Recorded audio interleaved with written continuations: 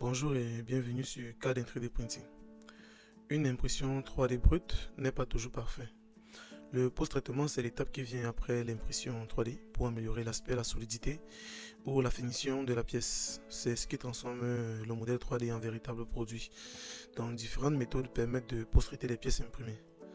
On va retrouver le ponçage. Elle permet d'éliminer les stries visibles entre les couches. Donc, on commence avec un grain grossier entre 120 et 240, puis on finit avec un grain fin à partir de 600 ou plus.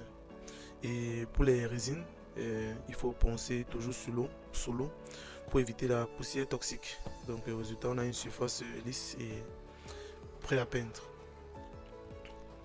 Donc ensuite, pour la peinture, une fois poncée, la pièce peut être peinte pour un rendu plus esthétique. Donc on commence toujours avec une couche d'après, puis on applique une peinture acrylique ou en bombe et on termine par un vernis pour protéger la surface et donner de la brillance.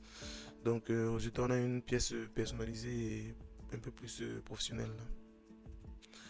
Pour ce qui est des résines ultraviolet et lissage, le lissage chimique élimine les stries sans ponçage. Donc pour l'ABS, les vapeurs d'acétone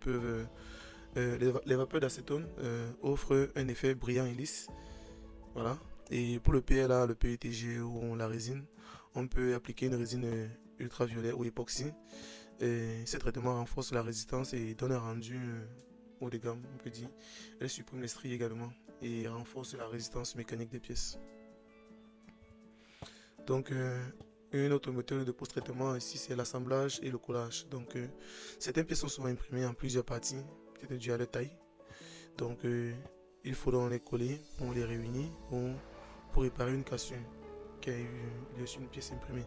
Donc pour coller en général, pour coller rapidement et avec précision, on utilise du super glue ou un époxy bicomposant qui est plus solide, idéal pour les assemblages structurels. Donc un bon collage donne une impression d'unité parfaite. Il existe également d'autres finitions qui peuvent pour aller plus loin, telles que le polissage pour les pièces en résine ou métallique ou en matériaux métalliques. Les traitements thermiques pour améliorer la résistance, par exemple des pièces en PLA. La teinture pour colorer des pièces en matériaux comme le nylon ou certaines résines. Donc chaque méthode permet d'adapter la pièce à un usage final. Donc en résumé, le post-traitement, c'est la touche finale qui transforme l'impression brute en pièce solide, esthétique et professionnelle. Donc que ce soit par ponçage, peinture ou résine ultraviolet ou lissage, un bon fini fait toute la différence. Merci de nous avoir écoutés et à très bientôt pour un prochain sujet.